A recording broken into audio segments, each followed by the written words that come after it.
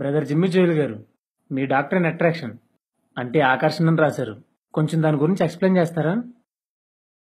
ఇప్పుడు 2 shopping malls ఉన్నాయి. ఒక దానిలోకి తక్కువ మంది, ఒక దానిలోకి చాలా ఎక్కువ మంది వెళ్తున్నారంటే దానికి అర్థం ఏంటి? ఒక షాపింగ్ మాల్ వాడు స్పెషల్ ఆఫర్ ఏదో పెట్టాడు, జనం దానికి అట్రాక్ట్ అయ్యి అక్కడికి వెళ్ళిపోతున్నారు. ఇది జనం సైకాలజీ. సేవలో మనం చేసే ప్రతి యాక్టివిటీలోనూ ఒక అట్రాక్షన్ ఉండాలి. ప్రతి యాక్టివిటీలోనూ అంటే నాకు సైట్ లేదు కానీ స్పెట్స్ ఉంది, జస్ట్ ఫర్ అట్రాక్షన్. బైబిల్ ఉంది కానీ ట్యాబ్ తీసుకొచ్చాను, జస్ట్ ఫర్ అట్రాక్షన్. ఫేస్ చూసారా ఎంత గ్లోగా ఉందో, ఫేస్ ప్యాక్ చేయించాను, జస్ట్ ఫర్ అట్రాక్షన్. ఏంటలా చూస్తున్నారు? ప్యాక్ల వల్ల ప్రజలు రారనుకుంటున్నారా? ప్రెసెంట్ పరిచర్యలో లీడింగ్ లో ఉన్న లేడీస్ ని చూడండి, అందరూ బ్యూటీ పార్లర్ బ్యాచే. Lipsticks, eyebrows, hair colours, hair styles, makeup, gold, model dresses అంతా అట్రాక్షనే. వారి మినిస్ట్రీని మేకప్ లో నడిపిస్తున్నాయి. ఏంటి అంతా రైమింగ్ లోనే మాట్లాడుతున్నాను అనుకుంటున్నారా? రైమింగ్ కూడా ఒక అట్రాక్షనే. జనం ఫిజికల్ అట్రాక్షన్ చూస్తారు, మనం దాన్ని మెయింటైన్ చేస్తేనే మనకి అట్రాక్ట్ అవుతారు. దీన్నే లాజిక్ అంటారు. ఇప్పుడు నేను యూత్ ని అట్రాక్ట్ చేయాలి, అందుకే ఈ హెయిర్ స్టైల్, ఈ గడ్డం, ఈ డ్రెస్ ఇవన్నీ లేకపోతే వర్కౌట్ అవ్వదు. పాయింట్ నెంబర్ 2, నా ఎడ్యుకేషన్ చూసారా? ఎంటెక్. నేను చదివిన శాలరీ కోసం కాదు, సేవ కోసం. సేవకి చదువుకి సంబంధం ఏంటనుకున్నారు కదా, అదే లాజిక్. 10th చదివి సేవ చేస్తే సమాజంలో పెద్ద వాల్యూ ఉండదు. అదే MBBS చదివి సేవ చేస్తే ఆ అట్రాక్షనే వేరు. పేరుకు ముందు డాక్టరో, పేరుకి చివరి పెద్ద డిగ్రీనో ఉంటే జనం అట్రాక్ట్ అవుతారు. అంత చదివి సేవకు వచ్చాడంటే ఎంత గొప్ప విషయం ఆశ్చర్యపోయి మనం వెంట పడతారు. జనరేషన్ మారిపోయింది. పెళ్లి చూపులకు వెళ్తే అబ్బాయి ఏం చదివాడు అని అడిగినట్లు చర్చికి వెళ్లి ముందు ఆ పాస్టర్ ఏం చదివాడు అని చూస్తున్నారు. జనరేషన్ తో పాటు మనం కూడా మారకపోతే జనంలో గుర్తింపు తెచ్చుకోలేం. పాయింట్ నెంబర్ 3, విశాలమైన అందమైన చర్చ్ 20 రోజుల్లో కట్టేస్తాం. Central AC, lighting, comfortable chairs, garden వంటి సకల సదుపాయాలు అందులో ఉంటాయి. చర్చ్ అంతా రిచ్ గా ఒక రేంజ్ లో ఉంటది. ఇంత తక్కువ టైంలో అంత చర్చ్ ఎలా కట్టారన్న ఆశ్చర్యంతో జనం తండోపతండాలుగా వస్తారు. మన చర్చే సగం మందిని ఆకర్షించేస్తుంది. పాయింట్ నెంబర్ 4, వారానికి ఒక రోజు ఆరాధన, ఒక రోజు ఉపవాస ప్రార్థన పెట్టి సంవత్సరం పాటు అలాగే నడిపామనుకోండి, జనానికి ఇంట్రెస్ట్ ఉండదు, జనసంఖ్యలో ఇంక్రీజ్ ఉండదు.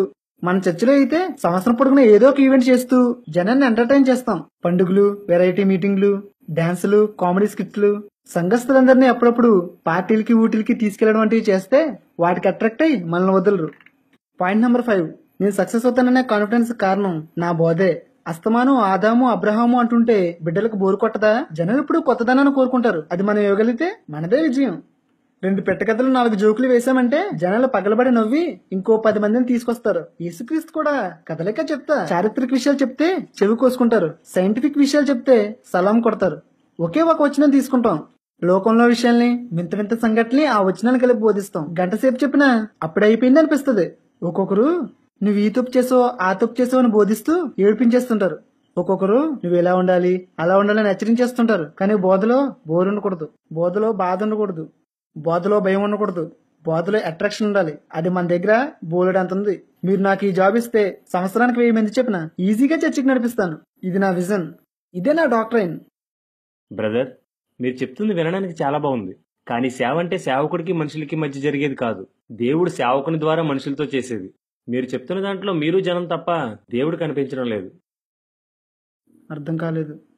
మీరు చెప్పినవి దేవుని వాక్యం దగ్గర నిలబడతాయో నిలబడవో ఒకసారి పరీక్షిద్దాం. మీరు చెప్పిన వాటిలో ఏదైనా దేవుని వాక్యం దగ్గర నిలబడకపోతే మీరు వాటిని మార్చుకోవాల్సి ఉంటుంది. బ్రదర్, నేను BTH చేశాను, నన్ను పరీక్షిస్తారా? సేవకు బైబిల్ డిగ్రీలు సెకండరీనే. సేవ చేయడానికి మనల్ని యోగ్యులుగా ఎంచాల్సిన దేవుడు, బైబిల్ కాలేజ్ కాదు. సరే, పరీక్షించుకోండి. బ్రదర్, మనుషుల్ని అట్రాక్ట్ చేయడం అనే విషయాన్ని కాసేపు పక్కన పెట్టి నేను అడిగే ప్రశ్నలకు సమాధానం చెప్పండి. సరే. దేవుడు వృద్ధులకు కిరీటంగా తలనెత్తినిస్తాడని వాక్యం చెప్తుంది. అది దేవుని చిత్తం, దేవుని పోలికల్లో ఒకటి కూడా. అలాంటప్పుడు లేని రంగును చూపడానికి, ఉన్న వయసును దాచడానికి రంగులు వేయడం అనేది ఆత్మ సంబంధాలు చేసే పనేనంటారా? అసలు మన వయసును దాచుకోవాల్సిన అవసరం ఏముంది? దేవుడు మనల్ని ఎలా ఉంచితే అలానే ఉంటాం. అయినా ఒక సేవకునికి తనను ఇతరులకు అందంగా కనబరుచుకోవాలనే ఆలోచన రావచ్చా? దేవుడు ప్రతి ఒక్కరిని ప్రత్యేకంగా ఆయనకు నచ్చిన రంగు రూపాలతో తయారు చేసుకున్నాడు. ఆయన ఇచ్చిన రూపంతో సంతృప్తి చెందకుండా బ్యూటీ పార్లర్కి వెళ్లిపోయి కనుబొమ్మల ఆకారం మార్చుకోవడం, లిప్స్టిక్లు వేసుకుని పెదాలకున్న రంగులు మార్చుకోవడం, మేకప్లు వేసుకుని ముఖాలకున్న రంగులు మార్చుకోవడం కరెక్టేనంటారా? మొదట్లో ఈ రంగుల్ని వ్యభిచార వృత్తి చేసేవారు, డ్రామాలు వేసేవారు, సినిమాల్లో నటించేవారే ఎక్కువగా వేసుకునేవారు. వీటితో ఆత్మ సంబంధులకు సంబంధం ఏంటి? సేవ చేయడానికి ఈ వేషాలు అవసరమా? అసలు బోధ చేసేవారికి బ్యూటీ పార్లర్తో పనేంటి? ఇందాక మీరు బంగారం ధరించడం కోసం మాట్లాడారు. దేవుడు మనకిచ్చిన అందం సరిపోదా? మళ్ళీ దాన్ని ఆభరణాలతో పెంచుకోవాలా? ఒకసారి తిమోతికి రాసిన మొదటి పత్రిక 2వ అధ్యాయం 9వ వచనం, పేతురు రాసిన మొదటి పత్రిక 3వ అధ్యాయం 3వ వచనం చదవండి. మరియు స్త్రీలను అనుకువయు స్వస్థబుద్ధి గలవారై ఉండి తగుమాత్రపు వస్త్రముల చేతనే గాని జడలతోనైనను బంగారంతోనైనను ముత్యములతోనైనను మిగులు వెలగల వస్త్రములతోనైనను అలంకరించుకొనక దైవభక్తి గలవారమని చెప్పుకొని స్త్రీలకు తగినట్టుగా సత్క్రియల చేత తమ్మును తాము అలంకరించుకొనవలెను.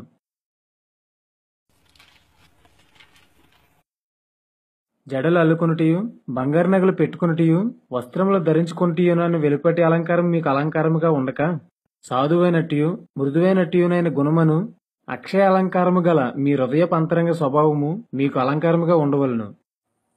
ఈ వచనాలు ఏం చెప్తున్నాయి? బంగారమే కాని మరి ఏ వస్తువులనే కాని శరీరానికి అలంకరణగా వాడకూడదని, వస్త్రాలు అందం కోసం వాడకూడదని, తలని అలంకరణ వస్తువుగా వాడకూడదని, ఖరీదైన దుస్తులు ధరించకూడదని చెప్తున్నాయి. ఇవి చెప్పింది సంఘానికి కాదంటారా? వీటిని మనం పాటించక్కర్లేదంటారా?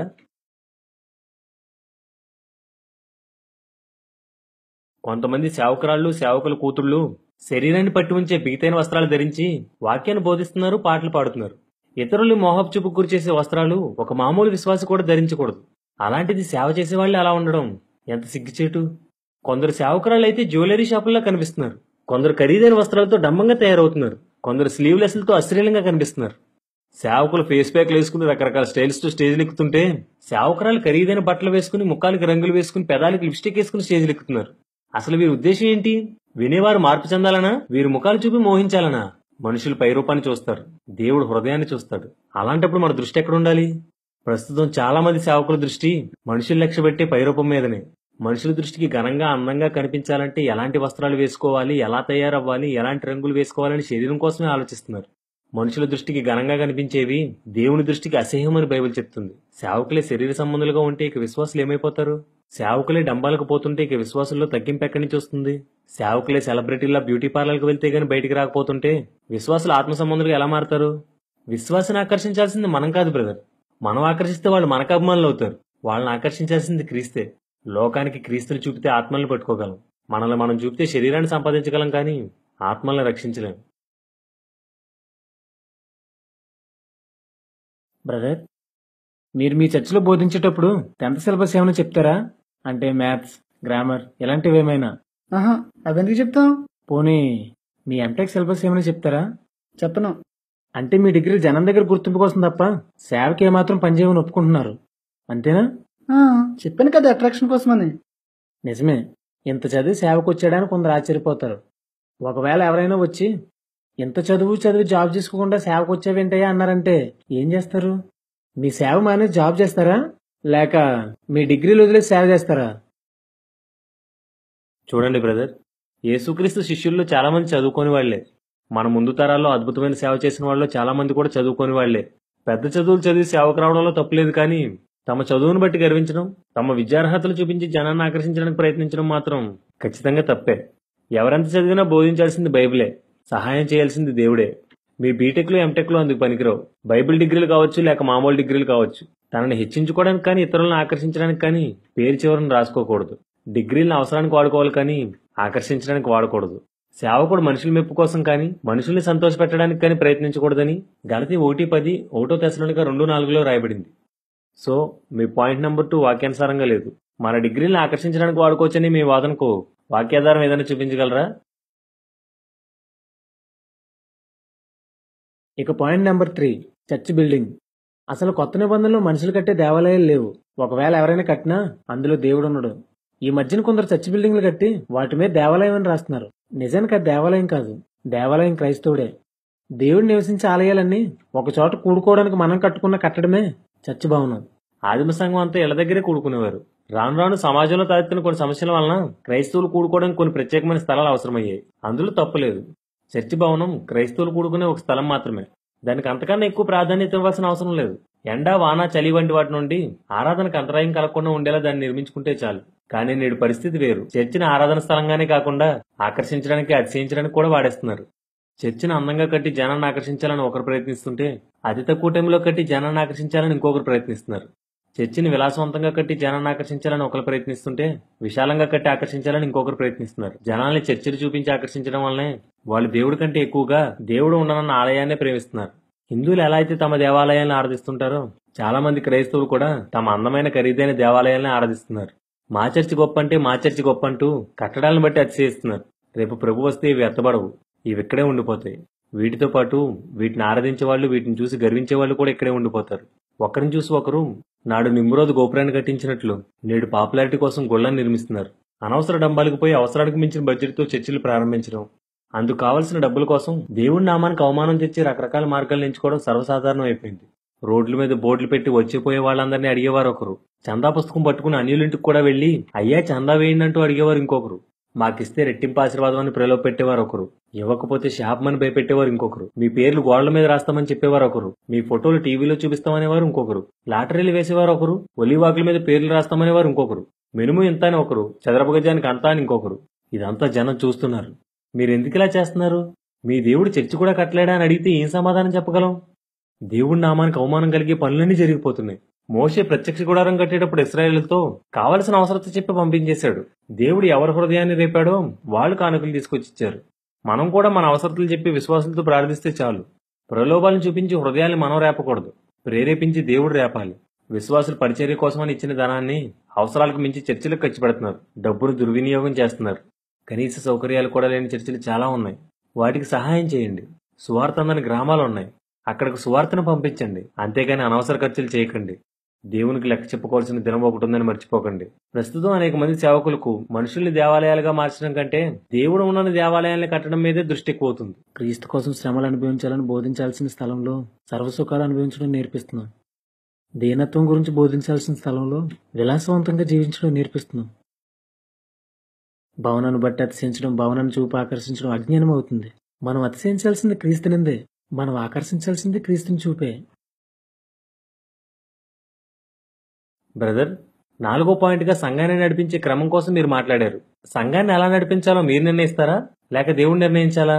సంఘం దేవునిది. ఆయన తన స్వరక్తం ఇచ్చి దాన్ని కొనుక్కున్నాడు. ఆ సంఘాన్ని తనకిష్టమైన మార్గంలో నడిపించడానికే సేవకులను ఏర్పాటు చేశాడు. ఆ సేవకులు సంఘాన్ని దేవుని మార్గంలో నడిపించాలి. అంతేకాని సంఘం మీద సేవకుడు తన సొంత ఇష్టాలు రుద్దడానికి వీల్లేదు. సంఘానికి శిరస్సు క్రీస్తే, సేవకుడు కాదు. శిరస్సు చెప్పిన ఆలోచన ప్రకారం శరీరం అంతా ఎలా నడపబడుతుందో అలాగే వాక్యం చెప్పిన క్రమం ప్రకారం సంఘం నడపబడాలి. మనకు అనుగ్రహించబడిన వాక్యం ప్రకారం క్రమంగా నడుచుకుందామని ఫిలిప్పీ పత్రిక 3:16లో రాయబడింది. ఆ క్రమాన్ని దాటి ప్రవర్తించడమే అక్రమం. మీరు సంఘంలో పండగలు చేస్తానంటున్నారు, కానీ గలతీ 4:10, కొలస్సీ 2:16 పండగల్ని నిషేధిస్తున్నాయి. మీరు క్రమాన్ని మీరట్లేదా? లేదు, మనం పసకా పండుగ చేసుకుందామని పౌలు కొరింథీయులకు రాసిన లేఖలో చెప్పాడు కదా. అక్కడ రాయబడింది శరీర సంబంధమైన పస్కా కోసం కాదు. శరీర సంబంధమైన పస్కాకి ఒక గొర్రె, పులియని గోధుమ పిండి ఉంటే చాలు. అక్కడ రాయబడింది ఆత్మ సంబంధమైన పస్కా. అందుకే ఆ పండుగకు క్రీస్తు అనే గొర్రె, నిష్కాపట్యము, సత్యము అనే పిండి కావాలని రాశాడు. సంఘంలో పండుగలు చేసుకొచ్చానడానికి ఇంకా ఏమైనా ఆధారాలున్నాయా?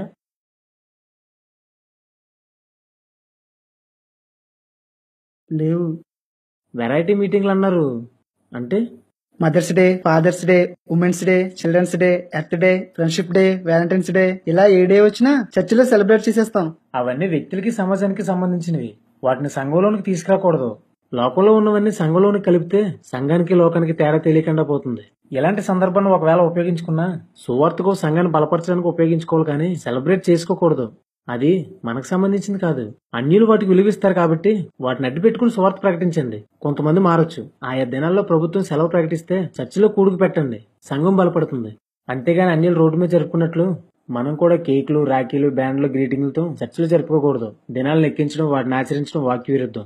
సంఘంలో డాన్స్ ప్రోగ్రాంలు, కామెడీ స్కిట్లు వేస్తారా? సంఘానికి క్రీస్తునందు ఆనందించాలని హెచ్చరించాల్సింది పోయి లోకమందు సంతోషించడానికి ప్రోత్సహిస్తున్నారు. సినిమా డాన్సులు వేస్తూ వెనకాల క్రైస్తవ పాటలు ప్లే చేస్తున్నారు. కామెడీ స్కిట్లు వేస్తూ చివరిలో 2 వచనాలు తగిలిస్తున్నారు. లోకం నుండి ప్రత్యేకించబడమని బైబిల్ చెప్తుంటే తమ లోకాసులు తీర్చుకోవడానికి సంఘాన్ని లోకంగా మార్చేస్తున్నారు. విహారయాత్రల పేరుతో సంఘాన్ని లోకంలో తిప్పుతారా? సంఘాన్ని లోకం నుండి భద్రపరచాల్సింది పోయి లోకంలోని సంఘాన్ని ప్రవేశపెడుతున్నారు. విహారయాత్రల పేరుతో నేత్రాశను తీర్చుకుంటున్నారు. సమయాన్ని, ధనాన్ని వృధా చేస్తున్నారు.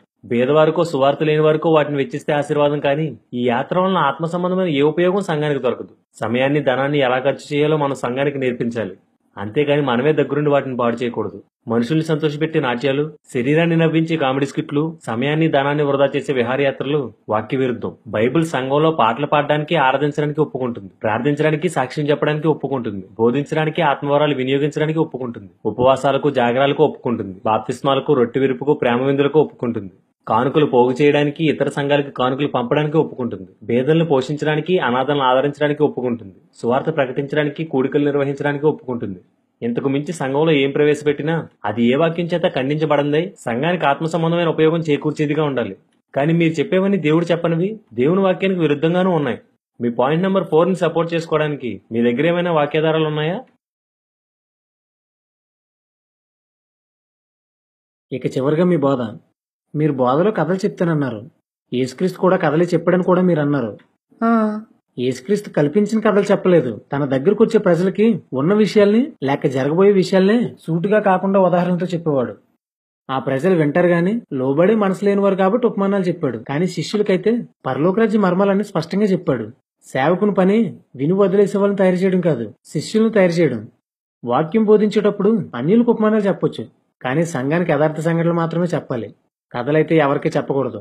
కల్పనా కథలతో బోధించడం వాక్య విరుద్ధం. మన బోధన బట్టే సంఘ ప్రవర్తన ఆధారపడి ఉంటుందని గుర్తుంచుకోండి. బోధ బైబిల్ ప్రకారం ఉంటే క్రైస్తవుడు క్రీస్తు పోలికలోనికి మార్చబడతాడు. అసలు బైబిల్ ఏం చెప్తుందో, ఎలా బోధించమని చెప్తుందో చాలా మంది సేవకులు పట్టించుకోకపోవడం వల్లనే క్రీస్తు లేని క్రైస్తవులతో చర్చలన్నీ నిండిపోతున్నాయి. చమత్కారంగా కల్పించబడిన వాటితోనూ కథలతోనూ వాక్యాన్ని బోధించవద్దని బైబిల్ చెప్తుంటే కథను ఆధారం చేసుకుని వాక్యాన్ని బోధిస్తున్నారు. కథలు నవ్వించొచ్చు, ఏడిపించొచ్చు, కానీ అవి తాత్కాలికమే.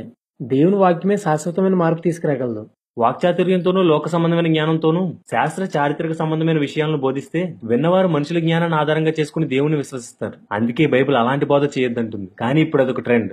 బైబిల్ని తక్కువ, లోకాన్ని ఎక్కువ బోధిస్తున్నారు. ఇలా వింత విషయాలు, వెరైటీ విషయాలు చెప్పేవారికి సమాజంలో పేరు, పొగడ్తలు, పాపులారిటీ వస్తాయి. కానీ వీరి ప్రసంగాలు ఎవరిని నిత్య జీవానికి నడిపించలేవు. ఉపదేశసారం ఏమనగా నిర్మలమైన మనసాక్షి నుండి వచ్చే ప్రేమయే అని బైబిల్ చెప్తుంటే తమ చుట్టుపక్కల ఉన్న సేవకులందరినీ దూషిస్తూ, అపహసిస్తూ తమను తాము గొప్పవారులుగా చేసుకుని విశ్వాసాలను ఆకర్షిస్తున్నారు. ప్రేమలేని బోధకుడు ప్రేమలేని విశ్వాసాలు తయారు చేస్తాడు. ప్రేమలేని క్రైస్తవుడు శవంతో సమానం. జ్ఞానాతిశయంతో బోధించవద్దని బైబిల్ చెప్తుంటే మహాజ్ఞానమని, మర్మాలు బోధిస్తామని తమను తాము హెచ్చించుకుంటూ బోధిస్తున్నారు. ఇలాంటి వారు తమకు ఆరాధికులను తయారు చేసుకుంటారు తప్ప క్రీస్తుకు అనుచరులను తయారు చేయలేరు. గర్విష్ఠుల్ని తయారు చేస్తారు. సత్యవాక్యాన్ని సరిగా విభజిస్తూ బోధించమని బైబిల్ చెప్తుంటే తమకు నచ్చిన, తోచిన సిద్ధాంతాలను సంఘానికి బోధిస్తున్నారు. ఎవరో చెప్పారనో లేక 1-2 వచనాలు వారికి అనుకూలంగా కనిపిస్తున్నాయనో వాక్య విరుద్ధ సిద్ధాంతాలు బోధించేస్తున్నారు. సంఘాన్ని మోసం చేస్తున్నారు. ధనాపేక్ష కప్పిపెట్టి వేషధారణ బోధ చేయవద్దని బైబిల్ చెప్తుంటే విశ్వాసుల దగ్గర నుండి కానుకలు రాబట్టడానికి పరోక్షంగా బోధలు చేస్తున్నారు. మీరు మాకు ఇస్తే దేవుడు మీకు ఇస్తారని ఒకరు, మా అవసరాలు ఇవి కాబట్టి వీటిని తీర్చనని ఇంకొకరు, ప్రలోభ పెట్టి మొహమాట పెట్టి విశ్వాసుల దగ్గర నుండి డబ్బులు లాక్కోవడానికి బోధన సాధనంగా వాడుకుంటున్నారు. ఆశీర్వాదాల కోసమే తప్ప దేవుని ఎదుట మారు మనసు పొందమని హెచ్చరించేవారే కనిపించడం లేదు. మనుషుల్ని సంతోషపరిచే బోధే తప్ప సంపూర్ణులుగా తీర్చిదిద్దడానికి బుద్ధి చెప్పేవారే కనిపించడం లేదు. సేవకుడు దేవుని ఎదుట బోధిస్తున్నాడని, తన బోధ విషయంలో జాగ్రత్త కలిగి ఉండాలని బైబిల్ చెప్తున్నా ప్రభువా ఏం బోధించమంటావని ప్రార్థించడం లేదు. పాపాల్ని ఖండించడం లేదు. పరిశుద్ధత గురించి వివరించడం లేదు. దేవుడు వాక్యాన్ని ఉపదేశించడానికి, ఖండించడానికి, తప్పుదిద్దడానికి, నీతి నేర్పడానికి ఇచ్చాడు. దేవుడు వాక్యాన్ని ఎందుకు ఇచ్చాడో అందుకు వాడకపోవడం వల్లనే సంఘం ఎలా ఉండాలో అలా లేకుండా పోయింది. ప్రేమ, సత్యం, పరిశుద్ధతలకు నిలయంగా ఉండాల్సిన సంఘం కల్పనా కథలకు చెవి ఎగ్గుతూ, ప్రలోభపడుతూ, మోసపోతూ, మనుషుల్ని ఆరాధిస్తూ, మనుషుల్ని బట్టి అతిశయిస్తూ, ఒకరినొకరు ద్వేషించుకుంటూ, ఏది పాపమో ఏది పరిశుద్ధతో తెలియని అజ్ఞానంలో నడుస్తుంది. ఎక్కడ బైబిల్ వద్దు అన్న బోధ బోధించబడుతుందో అక్కడే జనం విస్తారంగా ఉంటున్నారు. ఇంతకంటే బాధాకరమైన విషయం ఏముంటుంది? నిజమైన బోధ చేసేవారు ఎక్కడో ఒక చోట కనిపిస్తున్నారు. వీళ్ళని పట్టించుకునేవారు, వీరి బోధన బట్టి జీవితాన్ని దిద్దుకునేవారు కొద్దిమందే. బోధిస్తే హృదయంలో పొడవబడి దైవ చిత్తానుసారమైన దుఃఖం రావాలి. ఆ దుఃఖం నుండి మారుమనసు రావాలి. వారు క్రీస్తు పోలికలోనికి చెక్కబడాలి. బోధన ఆత్మలు రక్షించడానికి వాడాలి, ఆకర్షించడానికి కాదు. మీ బోధ ఆకర్షించడానికి తప్ప ఆత్మలు రక్షించడానికి ఏమాత్రం పనిచేయదని వాక్యం చెప్తుంది. అసలు సేవ చేయడంలో మీ ఉద్దేశం ఏంటి? మనుషుల్ని చర్చికి నడిపించడమా లేక పరలోకానికి సిద్ధపరచడమా? మీరు చెప్తున్న 5 పాయింట్లు మనుషుల్ని పోగు చేయడానికి తప్ప మార్చడానికి పనిచేయవు. మీరు ఈ లోపాలన్నీ సరిచేసుకుని వాక్యానుసారంగా సేవ చేస్తానంటే ఈ జాబ్ మీకు ఇస్తాం. ఆలోచించుకోండి. నేను మీ దగ్గర జాబ్ చేయను, మీరు బ్రతిమాలినా చేయను. ఆ మాటకొస్తే ఒక్కడు కూడా మీ దగ్గర పని చేయలేడు. ప్రతిదానికి బైబిల్ బైబిల్ అంటే ఎవడో చర్చికి రాడు. సంవత్సరానికి 10 మందిని కూడా రక్షించలేం. ఒక సరదా లేదు, ఒక జోకు లేదు, ఒక పండుగ లేదు, ఒక హడాడు లేదు. అలాంటి చర్చికి ఎవడొస్తాడు? ఆదిమ సంఘం సేవ చేయలేదా అనొచ్చు. అప్పటి మనుషులు వేరు, ఇప్పటి మనుషులు వేరు. అప్పటి జనానికి సత్యం కావాలి, ఇప్పటి జనానికి సరదా కావాలి. ఎక్కడ అడవుడు ఉందో, ఎక్కడ ఎంజాయ్మెంట్ ఉందో అక్కడికే వెళ్ళిపోతారు. మీరు చెప్పినట్టు సేవ చేస్తే ఏగలు తోలుకోవాలి. జనం మెచ్చే సేవ చేస్తాను, నా విజన్ సాధించుకుంటాను.